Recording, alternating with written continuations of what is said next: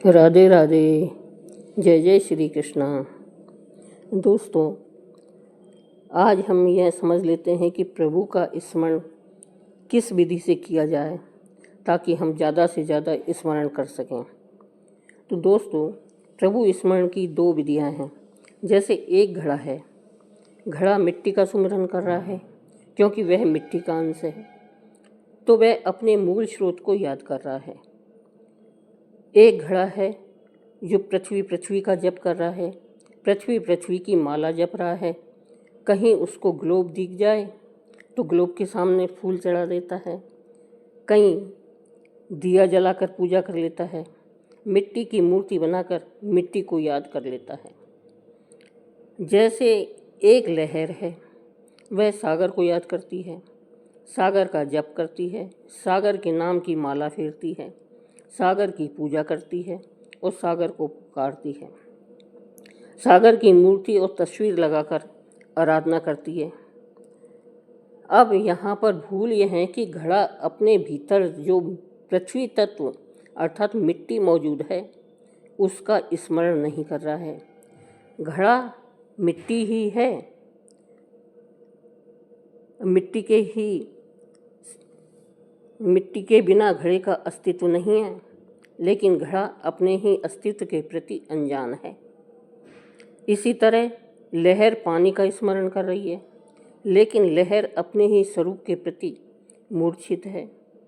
अगर लहर अपने ही स्वरूप के प्रति जागृत हो जाए तो लहर स्वयं पानी ही है, अपने से बाहर पानी का स्मरण कर रही है। जब संत कहते हैं कि जा घाट सुमरन राम का, तो लोग घट में सुमरन तो करते हैं लेकिन राम बाहर है। जैसे आपका दोस्त बाहर है लेकिन आप उसे याद भीतर करते हैं, बेटा बाहर है लेकिन याद उसे आप भीतर करते हैं। ऐसे ही लोग बाहर के राम का, शिव का, राधे का घट में सुमिरन कर रहे हैं। इनका संसार भी बाहर है और परमात्मा भी बाहर है, लेकिन यह याद उसे भीतर करते हैं और इसे यह सुमरन या प्रभु स्मरण कहते हैं। इस स्मरण की बात संत नहीं कर रहे हैं, यह तो संसार का ही स्मरण है। संत उस प्रभु के स्मरण की बात कर रहे हैं जो घड़े में मिट्टी की तरह, लहर में जल की तरह, जीव में अंतर आत्मा की तरह तुम्हारे घट में, तुम्हारे भीतर ही मौजूद है। जो तुम्हारा ही वास्तविक स्वरूप है उसके स्मरण की बात कर रहे हैं। जैसे पानी के बिना लहर नहीं हो सकती, हालांकि पानी बिना लहर का हो सकता है। मिट्टी के बिना घड़ा नहीं हो सकता, हालांकि मिट्टी बिना घड़े के हो सकती है। ऐसे ही जीव अस्तित्व के बिना, ब्रह्म के बिना नहीं हो सकता।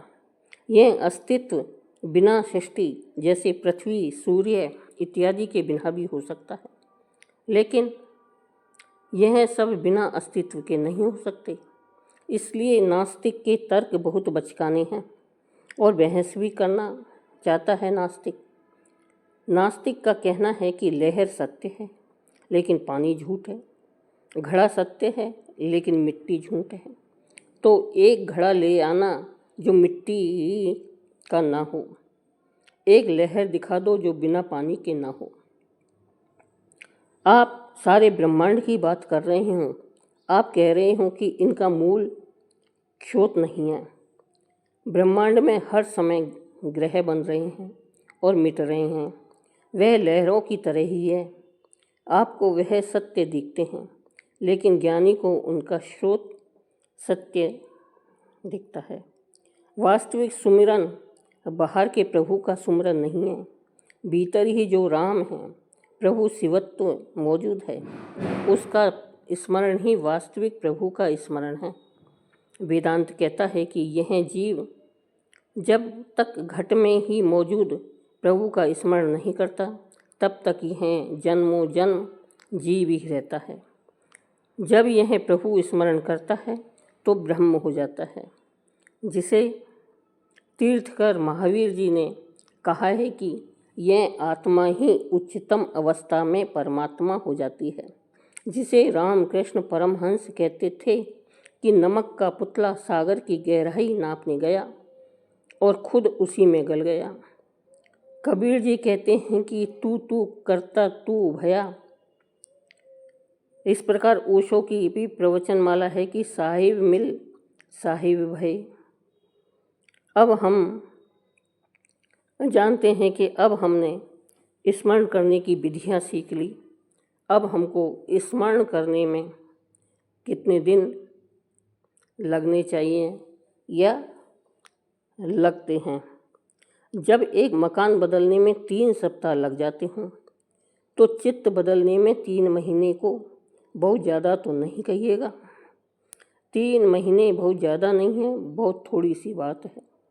3 महीने सतत इसका संकल्प लेकर जाए कि 3 महीने सतत प्रयास करेंगे। नहीं, लेकिन बड़ा मज़ा है। कोई कहता है कि नहीं, आज थोड़ा ज़रूरी काम आ गया। कोई कहता है आज किसी मित्र को छोड़ने एयरपोर्ट जाना है। कोई कहता है आज स्टेशन जाना है। कोई कहता है आज मुकदमा आ गया। लेकिन न तो आप खाना छोड़ते हैं, न आप नींद छोड़ते हैं, और न आप अखबार पढ़ना छोड़ते हैं, न आप सिनेमा देखना छोड़ते हैं, न ही आप सिगरेट पीना छोड़ते हैं। जब छोड़ना होता है तो सबसे पहले ध्यान को छोड़ते हैं। तो बड़ी हैरानी होती है, क्योंकि और भी चीज़ें छोड़ने की है आपके पास, और भी चीज़ें छोड़ने की है, उनमें से कभी नहीं छोड़ते हैं। तो ऐसा लगता है कि ज़िंदगी में यह ध्यान और परमात्मा हमारी जो फहरिस्त है ज़िंदगी की, उसमें आखिरी आइटम है। जब भी ज़रूरत पड़ती है पहले इस बेकार को अलग कर देते हैं, बाकी सबको जारी रहने देते हैं। नहीं, ध्यान केवल उन्हीं का सफल होगा। ज़िंदगी की फहरिस्त पर ध्यान नंबर 1 बन जाता है, अन्यथा सफल नहीं हो सकता। सब छोड़ दो, ध्यान मत छोड़ो। एक दिन खाना न खाए चलेगा, थोड़ा लाभ ही होगा, नुकसान नहीं होगा। क्योंकि चिकित्सक कहते हैं कि सप्ताह में 1 दिन खाना न खाए तो लाभ होगा। 1 दिन 2 घंटे न सोए तो बहुत फर्क नहीं पड़ेगा। कब्र में सोने के लिए बहुत घंटे मिलने वाले हैं। अब हमने ध्यान सुमरन की विधियाँ समझ ली है और ध्यान भी कर लिया है। तो अब हम आते हैं कि हमारे अंतःकरण में निर्मलता और शुद्धि कितनी हुई, हम इसको कैसे पहचान सकते हैं। तो इसके कई उदाहरण हैं। पहला, कैसी भी प्रतिकूल परिस्थिति हो उसमें क्रोध की उत्पत्ति न हो, मन हर हाल में नॉर्मल रहे। दूसरा, किसी भी जीव के प्रति कोई दुर्भावना कभी भी पैदा न हो मन में, चाहे वो जीव कितना भी दुराचारी क्यों न हो, उदासीन रहे ऐसे जीवों से। तीसरा, किसी भी विषय, वस्तु, ज्ञान, सेवा, दान तथा भौतिक एवं आध्यात्मिक उपलब्धियों का एक रति भी अहंकार मन में ना उत्पन्न हो, उल्टे दीनता बढ़ती जाए, विनम्रता व्यवहार में नेचुरली पैदा होने लगे। चौथा, किसी भी साधक में दोष देखने की भावना ही पैदा न हो और न किसी के दोषों तथा अवगुणों को सुनने या सुनाने की इच्छा उत्पन्न हो। पांचवा, अपने दोषों को अंदर ही अंदर ढूंढने तथा उसको हरि गुरु द्वारा प्राप्त तत्व ज्ञान से मिटाने का लगातार प्रयत्न चलता रहे मन में। छठा, किसी से सम्मान पाने का एक रत्ती भी लालसा पैदा न हो।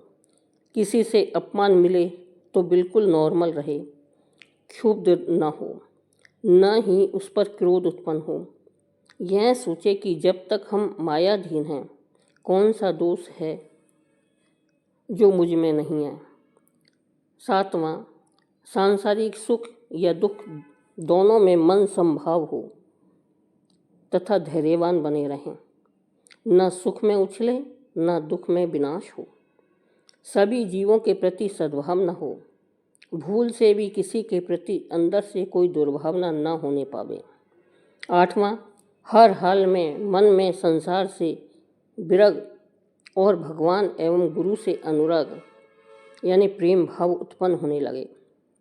9वां, मन में हरि गुरु के प्रति निष्काम सेवा भाव का नेचुरली उत्पत्ति होने लगे। 10वां, मन में अपनी ख्याति, प्रशंसा आदि की रत्ती भर भी कामना उत्पन्न हो कि लोग मुझे अच्छा समझे, मुझे भक्त समझे, अच्छा साधक समझे। हमेशा स्वयं को सबसे छोटा समझना और दूसरे को सम्मान देने की भावना नेचुरली पैदा हो। दूसरे प्रत्येक साधक को अपने से ऊंचा मानने का मन के अंदर भाव उत्पन्न हो। 11वां, हरि गुरु का उपहार एक पल के लिए भी न भूलना तथा स्वयं को हमेशा मन ही मन उनका ऋणी मानने का, दास मानने का नेचुरली गुण तथा भाव उत्पन्न होने लगे। 12वां, सांसारिक विषय भोगों के वस्तुओं के संग्रह तथा सांसारिक ऐश्वर्य को पाने की कामना मिट जाए और मन सदा हरि गुरु में अंदर ही अंदर लगा रहे। 13वां, हरेक जीवों के हृदय में हरि गुरु उपस्थित है ऐसा रियलाइजेशन हमेशा बना रहे। 14वां, स्वयं को कभी अकेला न माने। हरि गुरु हर समय हमारे साथ हमारे हृदय में है ऐसी भावना हर क्षण बना रहे। 15वां, यह संसार तथा पंचभूत का यह शरीर हमारा नहीं है, यह साधना भक्ति का साधन है। इस शरीर के छूटने के साथ ही संसार भी छूट जाएगा। इसका रियलाइजेशन हर क्षण नेचुरली होता रहे। संसार में न किसी से राग हो और न द्वेष की भावना हो।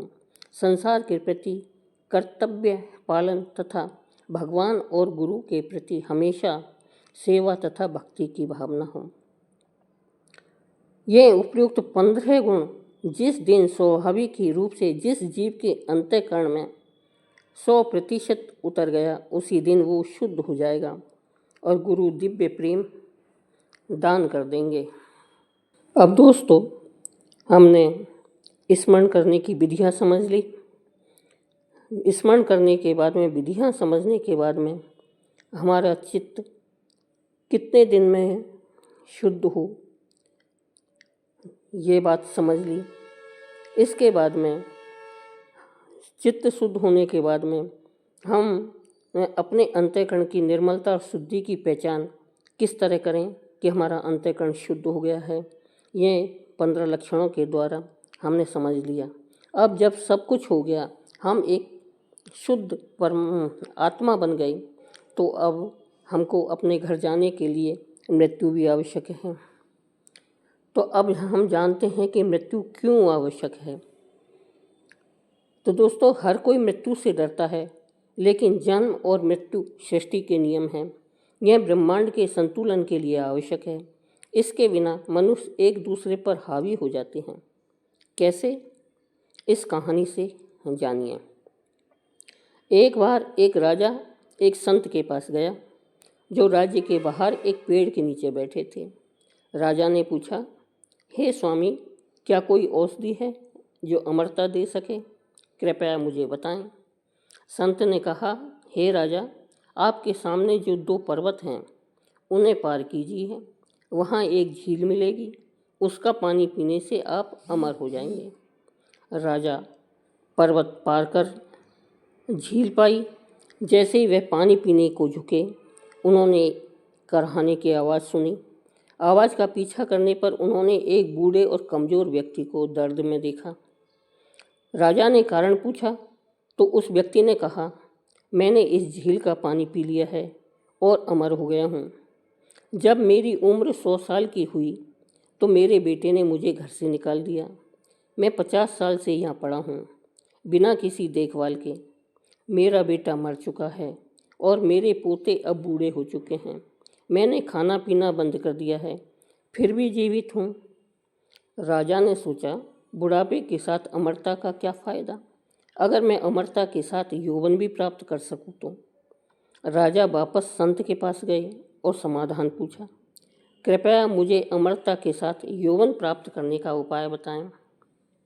संत ने कहा, झील पार करने के बाद आपको एक और पर्वत मिलेगा, उसे पार करिए और एक पेड़ मिलेगा जिस पर पीले फल लगे होंगे।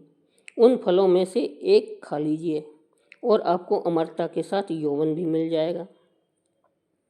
राजा ने दूसरा पर्वत पार किया और एक पेड़ देखा जिस पर पीले फल लगे थे। जैसे ही उन्होंने फल तोड़ने के लिए हाथ बढ़ाया, उन्हें तेज बहस और लड़ाई की आवाज़ सुनाई दी।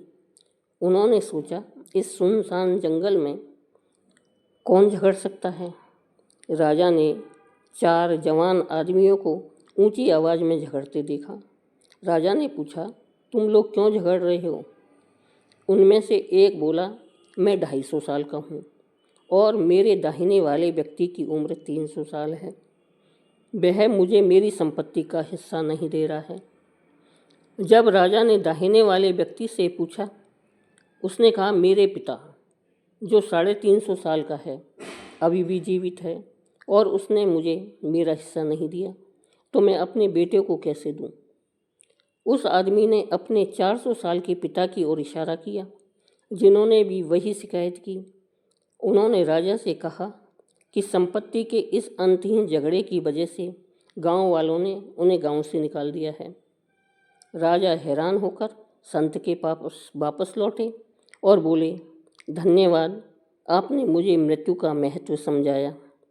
संत ने कहा, मृत्यु के कारण ही इस संसार में प्रेम है। मृत्यु के बारे में चिंता करने की बजाय हर दिन और हर पल को खुशी से जियो, खुद को बदलो, दुनिया बदल जाएगी। जब आप स्नान करते समय भगवान का नाम लेते हैं तो वह एक पवित्र स्नान बन जाता है। जब आप खाना खाते समय नाम लेते हैं तो वह भोजन प्रसाद बन जाता है। जब आप चलते समय नाम लेते हैं तो वह एक तीर्थ यात्रा बन जाती है। जब आप खाना पकाते समय नाम लेते हैं तो वह भोजन दिव्य बन जाता है। जब आप सोने से पहले नाम लेते हैं तो वह ध्यान में नींद बन जाती है। जब आप काम करते समय नाम लेते हैं तो वह भक्ति बन जाती है। जब आप घर में नाम लेते हैं तो वह घर मंदिर बन जाता है। दोस्तों, यह कथा पसंद आई हो तो वीडियो को लाइक करें, सब्सक्राइब करें। बोलो श्री कृष्ण भगवान की जय। धन्यवाद।